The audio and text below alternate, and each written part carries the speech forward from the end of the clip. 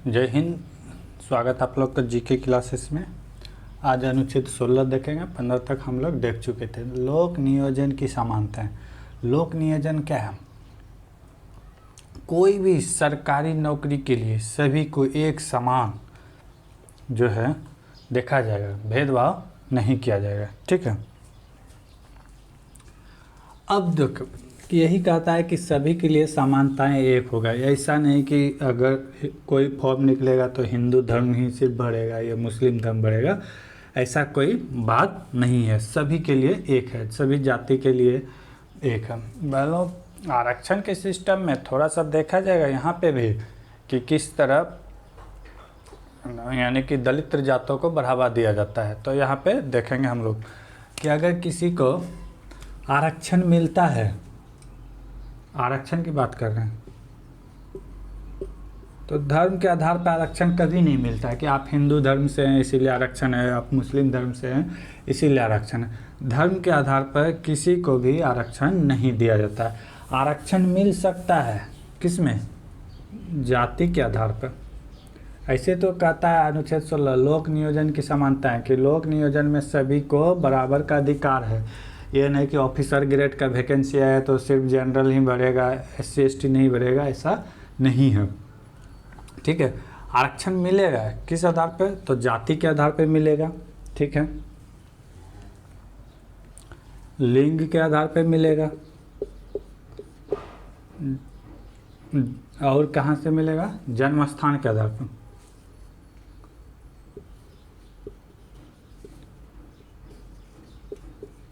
जन्म स्थान के मिलेगा। अब यहाँ पे हम लोग देखेंगे कि कैसे कैसे क्या होगा। कहा जाता है कि आरक्षण मिलेगा, जाति के आधार पर मिल सकता है, लिंग के आधार पर मिल सकता है या जन्म के आधार पर मिल सकता है।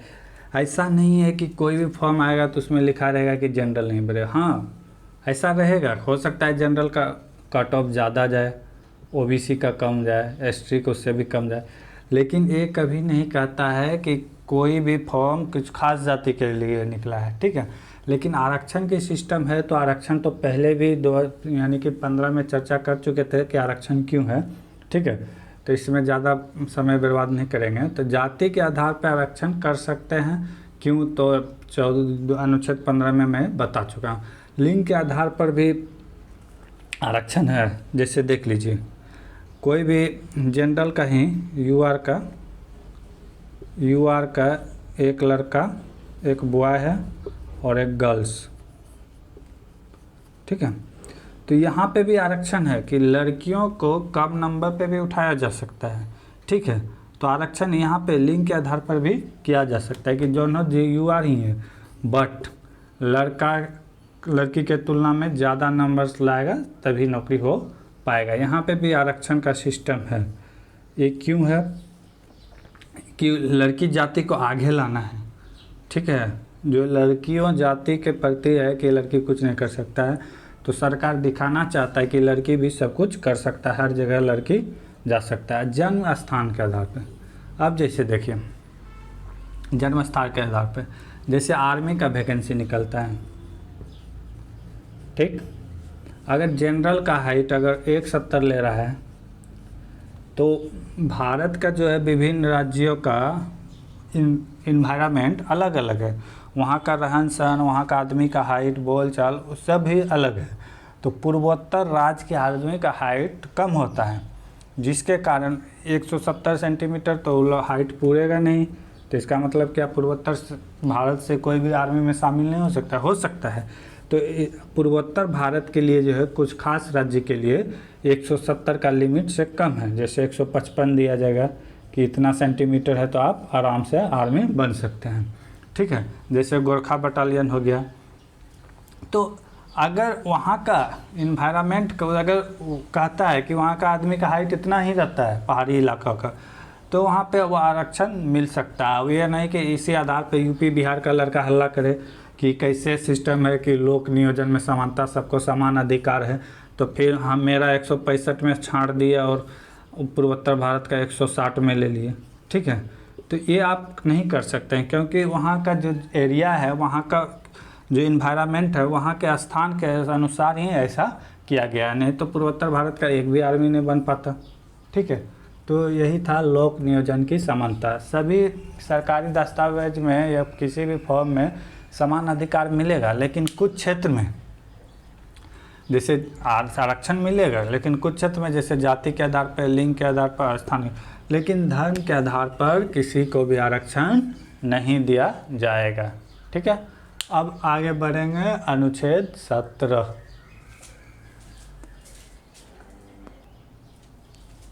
देखेंगे अनुच्छेद अस्पृश्यता।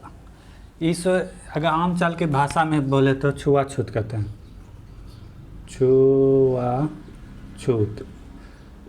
ठीक है, जो उच्च जाति के लोग द्वारा निम्न जातियों के लोग के द्वारा के प्रभाव के कारण ही निम्न जाति में किया जाता था, उच्च जाति के लोगों के द्वारा निम्न जातियों पर। ठीक है, तो ये छुआछूत क्या था? जैसे अभी इस सबसे आसान है कि अभी आप समझ सकते हैं 2-3 साल पहले कोरोना था। मान लीजिए एक क्लास है, इसमें 50 स्टूडेंट है। ठीक है, एक स्टूडेंट को कोरोना हो गया है, पूरा 49 लड़का देखिए इससे किस तरह का विवेक करता है, इससे दूर हट के बैठेगा। ठीक है, इससे बात नहीं करने को आएगा। सेम यही प्रोसेस था आज से कुछ दिन पहले तक कि कोई निम्न जाति के लोग हैं, निम्न जाति के लोग हैं तो इससे उच्च जाति के लोग दूरियां बनाया रखते थे, इससे दूरियां बना के रखा करते थे कि ये निम्न जाति के लोग अछूत है, इसके छूने से अछूत हो जाएगा, छूत हो जाएगा, आके रूम में नहाना पड़ता था, ये सब। तो सरकार ने इसके तहत एक कानून बनाया था 1955 में। ठीक है, छुआछूत के खिलाफ, क्योंकि अगर कोई इस तरह का बिहेव करता है तो उसके खिलाफ कानूनी कार्रवाई होगा। ठीक है,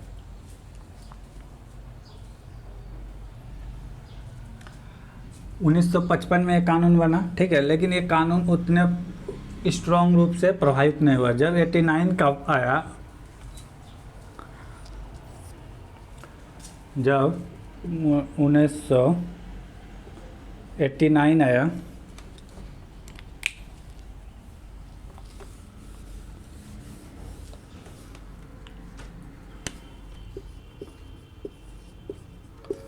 तो सरकार ने इस कानून को बहुत ही स्ट्रॉन्ग कर दिया,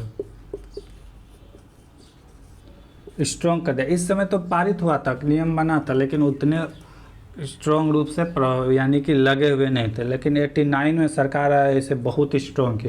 अगर कोई इस तरह करता है तो इसे जेल भी हो सकता है, सज़ा भी हो सकता है, मानहानि का केस उसमें दर्ज हो सकता है। अस्पृश्यता का ये जो थे महात्मा गांधी इसके बहुत खिलाफ थे, इसीलिए अनुच्छेद यानी कि छुआछूत के बहुत खिलाफ थे महात्मा गांधी, इसीलिए अनुच्छेद का महात्मा गांधी के आत्मा के यानी कि समीप माना गया है। ठीक है, कभी कभी क्वेश्चन पूछता है कि कौन सा अनुच्छेद महात्मा गांधी के आत्मा के सबसे नज़दीक है, तो अनुच्छेद 17, क्योंकि इसमें छुआछूत का अंत किया गया है। ठीक है, छुआछूत अभी भी है गांव में ज़्यादातर, शहर में तो किसी को मतलब नहीं है कौन जाति से आप बिलोंग करते हैं।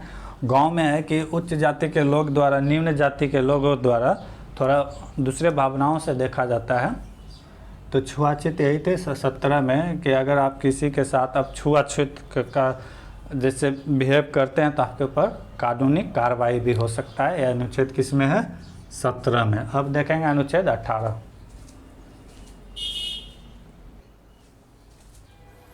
अनुच्छेद 18 क्या कहता है? उपाधियों का अंत।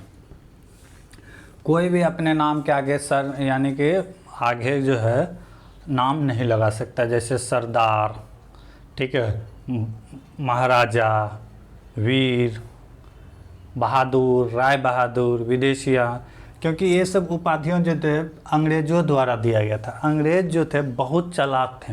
अंग्रेज़ देख लिया करते थे कि किस भारतीयों से हमें काम है, तो उसे कुछ उपाधियां दे देते थे, जिससे कि उस समाज में, ठीक है, वो थोड़ा और सब आदमी के लेवल से अपने आप को ऊपर मानते थे। ठीक है, तो इस तरह भेदभाव ना हो, इसलिए सरकार ने अनुच्छेद 18 में उपाधियों का अंत कर दिया। जितने भी अंग्रेज़ द्वारा उपाधि दिए गए थे, सर, नाइटहुड, महाराजा, वीर बहादुर, विदेशिया, ये जितने भी उपाधियाँ थे सरकार ने इसे अंत कर दिया कि आप इसे यूज नहीं कर सकते हैं उपाधियों के रूप में।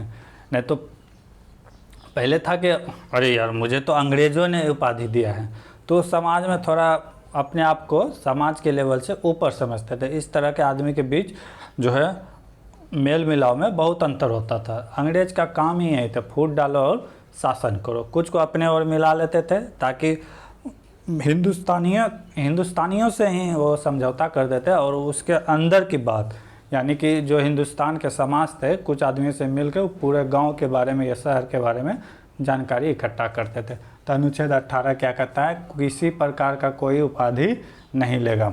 जैसे सर की उपाधि, नाइट हुड के उपाधि, ठीक, वीर के उपाधि, महाराजा का उपाधि, ठीक, राय बहादुर की उपाधि,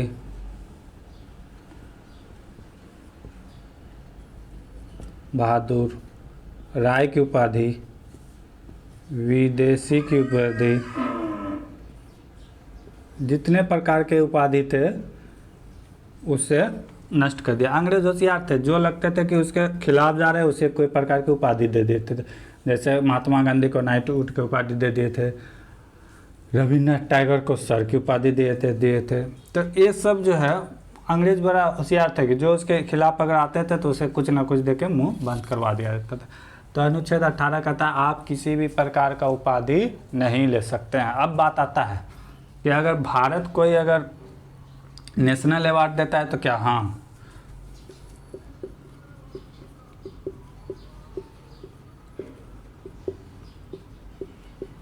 अगर कोई नेशनल अवार्ड देता है तो आप ले सकते हैं। जैसे भारत रत्न हुआ,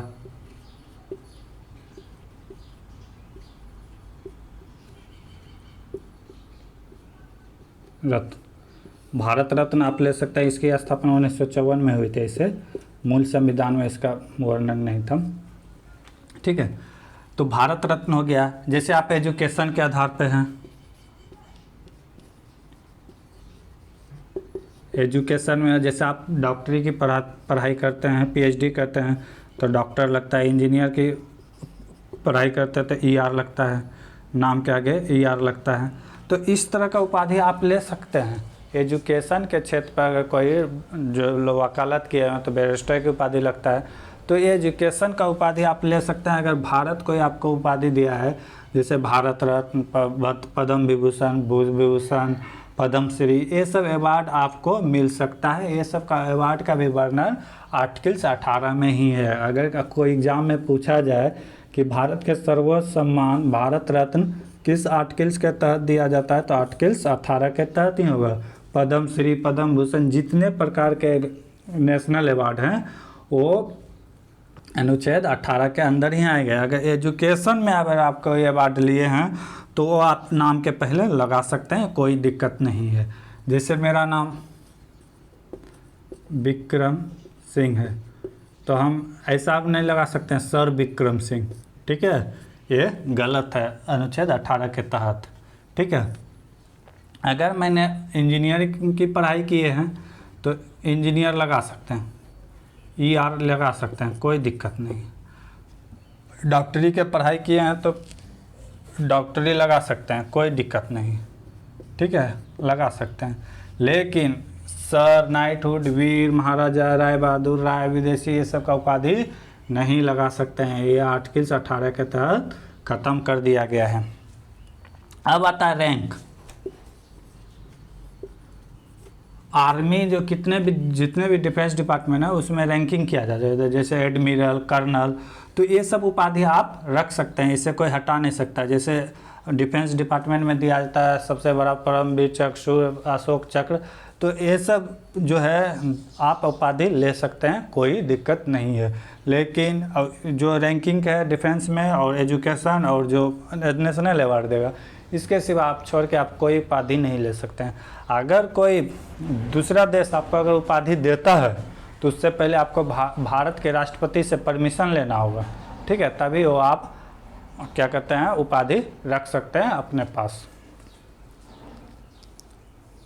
जैसे मोरारजी देसाई को दिया गया था पाकिस्तान के सबसे बड़ा उपाधि निशाने ए पाकिस्तान, तो ले सकते हैं, लेकिन आपको भारत के राष्ट्रपति से परमिशन लेना पड़ेगा।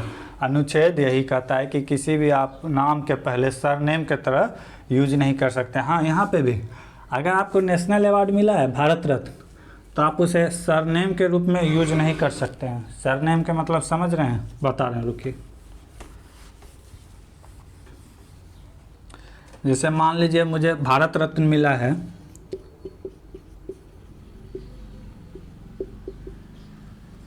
विक्रम सिंह मेरा नाम हुआ, तो ऐसे नहीं लिखेंगे कि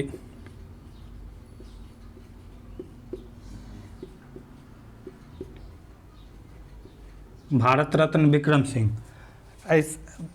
कोई भी अवार्ड को, यानी कि जो नेशनल अवार्ड है, उसे हम सरनेम के रूप में यूज नहीं कर सकते हैं कि भारत रत्न विक्रम सिंह, ठीक है। इस तरह का यूज नहीं कर सकते हैं, नहीं लगा सकते हैं, नाम के आगे इसका प्रयोग नहीं कर सकते हैं, ठीक है। अब देखेंगे 18 तक तो हो गया। अब तो एक बात यहाँ पे देखते हैं, हम लोग ने कितने अनुच्छेद पढ़ा, 12 पढ़ा, 13 पढ़ा, 14 पढ़ा, 15 पढ़ा, 16 पढ़ा, 17 पढ़ा, 18 पढ़ा। अगर ये दोनों को छोड़ दिया जाए, 12 और 13, 12 में था राज्य की परिभाषा क्या क्या कर सकता है, 13 में क्या था कि आपका अधिकार को कब कम किया जा सकता है, लेकिन 14, 15, 16, 17, 18 सब चीज़ में एक समानता था, ठीक है। 17 में समानता के अधिकार, 18 में धर्म, ये सब के आधार पे आपके भेदभाव नहीं करता, 16 में लोक नियोजन, 17 में अस्पृश्यता, छुआछूत, इसको हटा के यानी कि सबको क्या था, समान करना ही था, ठीक है। और 18 में उपाधि हटा के, किसी को उपाधि ही नहीं तो सब तो बराबर है, ये भी समान का बात कर रहा है, ठीक है। तो यहाँ से एक पता चलता है, ये सारा जो है समानता का अधिकार दे रहता है। समानता 14 से लेकर 18 के बीच जितने भी ये जो है 14 से 18, ये समानता का अधिकार देता है, ठीक है। जबकि मौलिक अधिकार में 6 प्रकार के अधिकार के बारे में पढ़ेंगे, समानता के अधिकार, स्वतंत्रता के अधिकार, धार्मिक स्वतंत्रता, ये जितने भी इसके बारे में पढ़ेंगे। तो पहला 14 से लेकर 18 तक क्या है, समानताओं का अधिकार। अब पढ़ेंगे अनुच्छेद 19।